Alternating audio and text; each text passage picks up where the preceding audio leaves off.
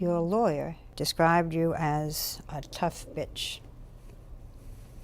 Well, I think what he was trying to do was to say she's a tough bitch, so she's a tough bitch. Don't have dinner with her, don't socialize with her, but she's not guilty.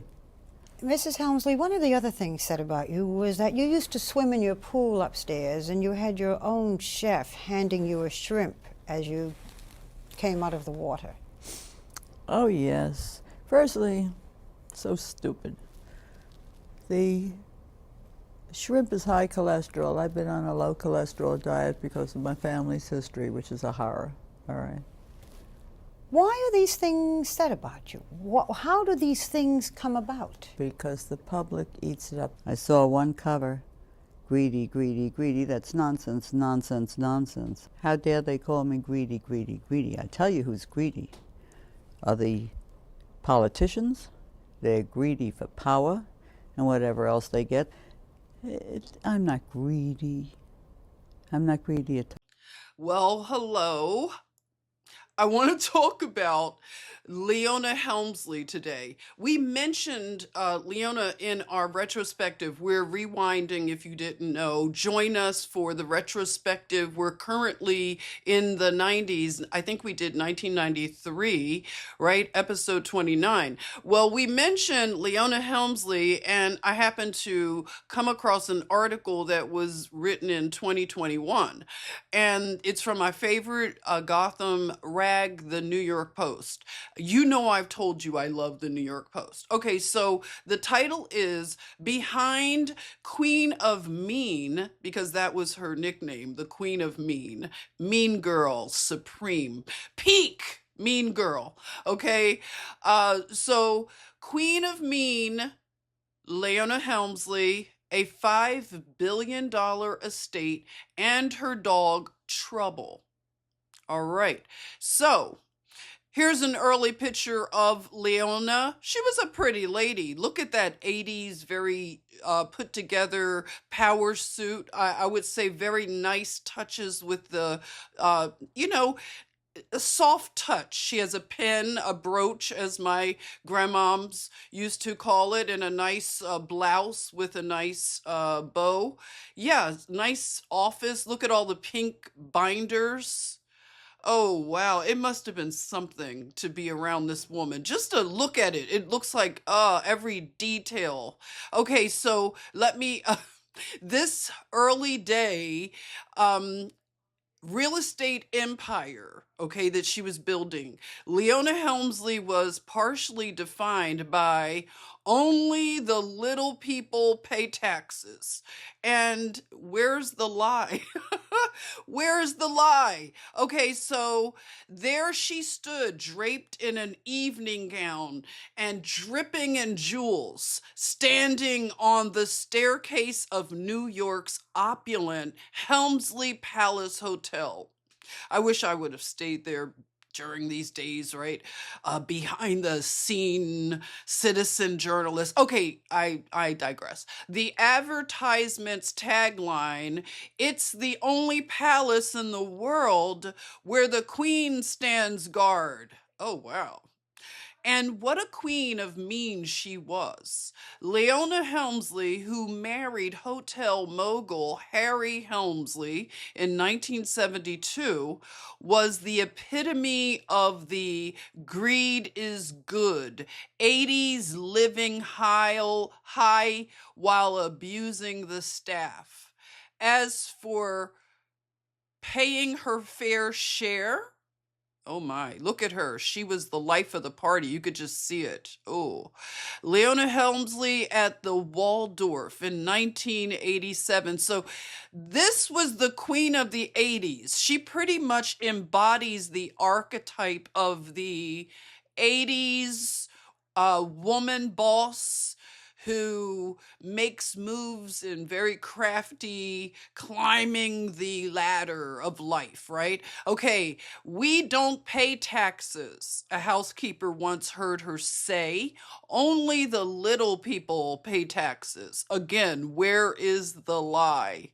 All right, enter Santor Frankel, the lawyer who had to defend her in a massive tax case and eventually handed her $5 billion estate, handled her $5 billion estate after Helmsley died.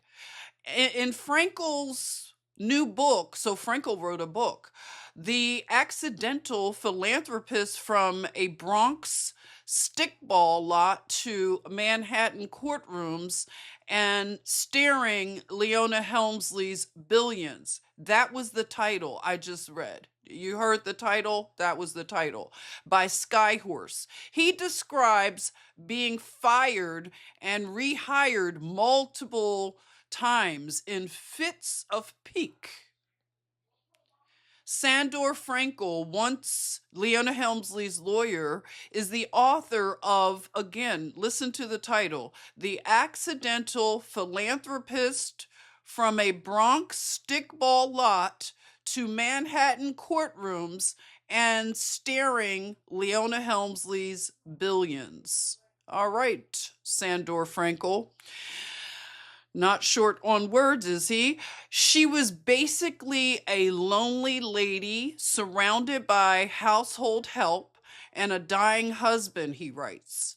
She had everything. She had nothing.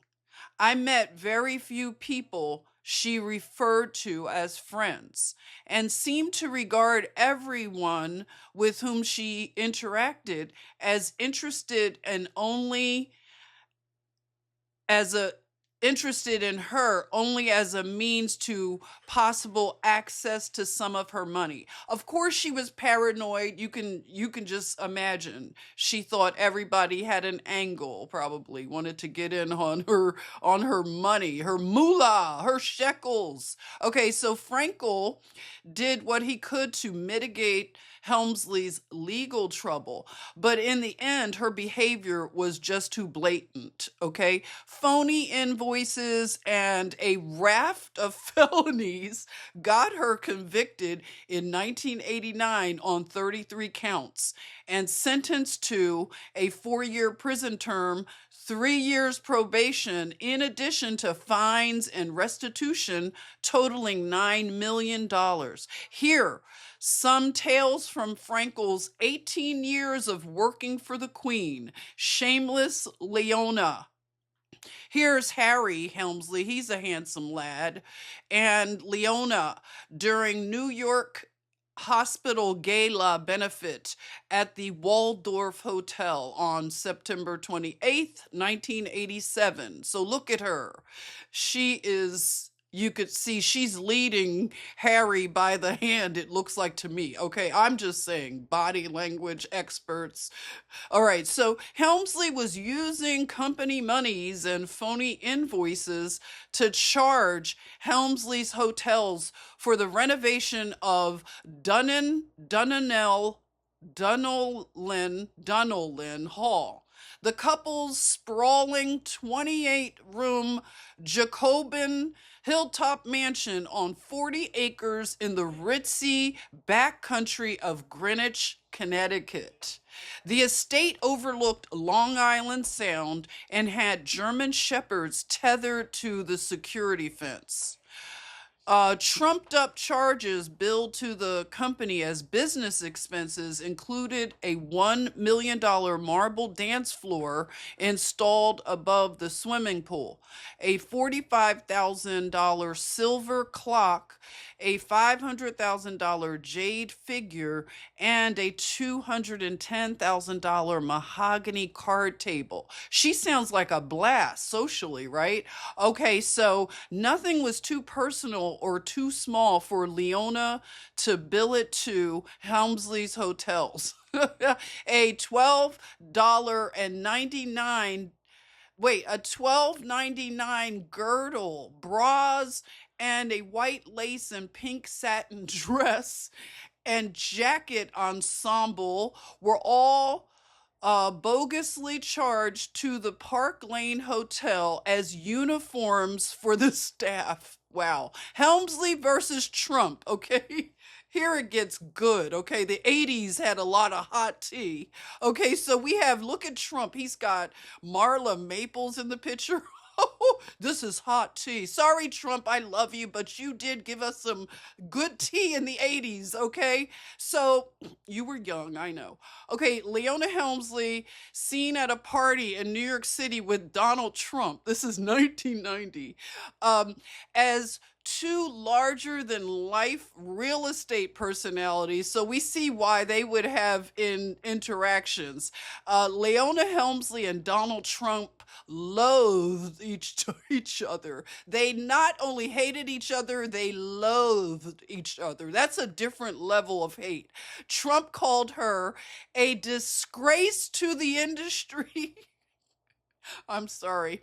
And a disgrace to. Okay, wait a minute. I wish I could read it like Trump. Trump called her a disgrace to the industry and a disgrace to humanity in general. He's always been this way. Leona said of Trump, because we have to have a rebuttal, right? It's only fair. This is a balanced program here. What did Leona say about Trump? She said, I wouldn't trust him if his tongue was notarized. Okay, queen behind bars. Frankel's defense failed. Not surprised. And Leona, at age 71, was ordered to surrender on income tax day. Wait a minute, you gotta be kidding me. At 71, can you imagine 71? You've been this rich lady, and now you have to surrender on income tax day, and you were an enemy of Trump? I'm starting to see a pattern here. It doesn't work out real well for Trump's enemies.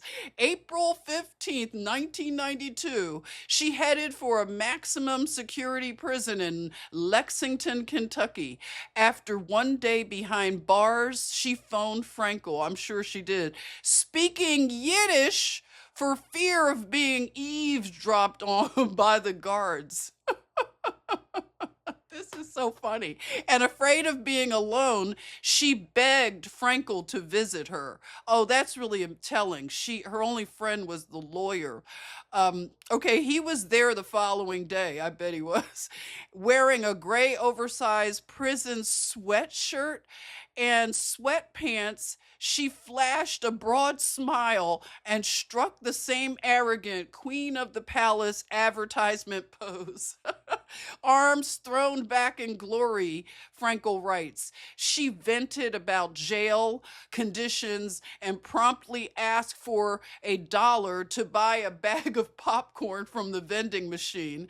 Wolfing that down, she asked if her credit was good enough for a second bag. Wow, commissary credit. Knew you were trouble.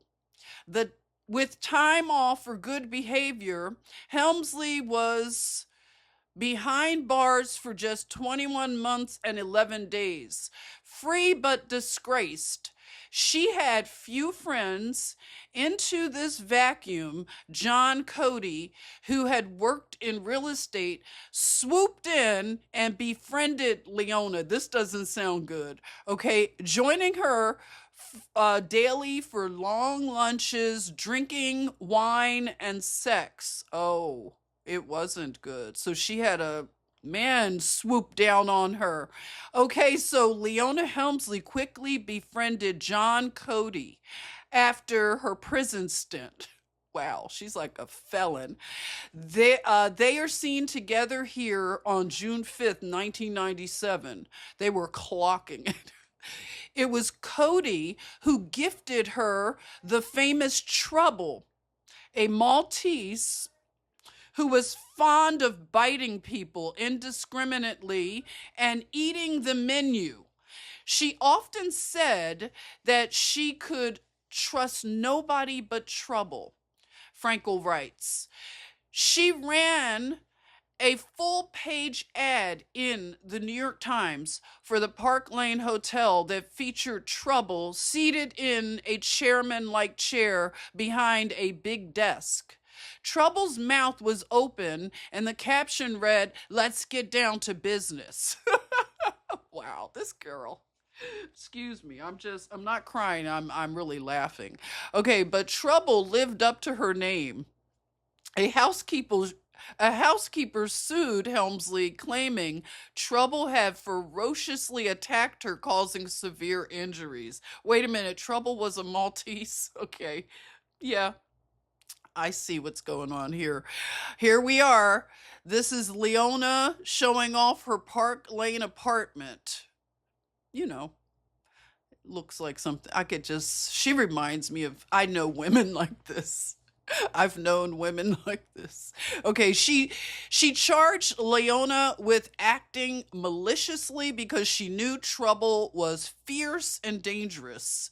The dog had bitten a long list of people, other employees, corporate officers, outside professional advisors, and even Frankel, her lawyer, was bitten by Trouble. Frankel defended Helmsley, learning that the housekeeper had already filed a claim under the workers' compensation law, which barred her from suing in court. Didn't you know that, lady? The case was dismissed. Get out of here. All right, when she died, Leona Helmsley gave her grandchildren nothing. Are we surprised? But left a $12 million trust to provide for the maintenance and welfare of Trouble at the highest standards of care. Look at that New York Post's front page. Rich bitch. No, not Leona. Her dog just inherited $12 million. Wow. All right. So she left $12 million for the welfare of Trouble. Leona had wanted to give the dog to her brother Alvin, but he didn't want it. Letters poured into Frankel offering the dog a warm and loving home. Aren't people amazing? So giving. He gave it to a longtime Helmsley employee instead. But Frankel, why are we still calling this dog a it? This dog is $12 million rich, and we're calling the dog an it? Wow. But Frankel was furious that this vicious, non-discriminatory people biter got so much money. He argued in court that the dog wouldn't live long enough to require that amount, and the trust was lowered to $2 million. Trouble, age 12, died in 2011. Pallbearers carrying Leona's casket. She died in 2007. In the last days of her life, at age 87, in August 2007, Leona was resting quietly in a private room in Greenwich Hospital. Frankel adjusted her head on the pillow, asking her, "Are you comfortable?" "I make a living," she answered. Those were the last words he heard her speak. The trust. So here's one of the estates in Greenwich, Connecticut, the Helmsley estate. Yeah, look at that. Not bad. Frankel became one of the executors of the Helmsley estate, worth $5 billion. So he lowered Trouble's money down to $2 million.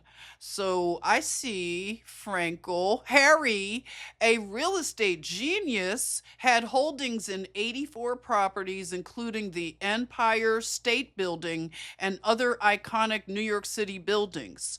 Municipal bonds over $2 billion, jewelry, furniture, artwork, and assorted tchotchkes. 2 safe deposit boxes contain wads of cash and diamonds, along with 299 gold coins in rolls of 20s. A safe near Harry's den had stacks of $100 bills and jewelry. Frankel says he gives away about $350 million a year, including to health and energy issues in Israel, along with advancement in understanding and hoping to end Crohn's disease.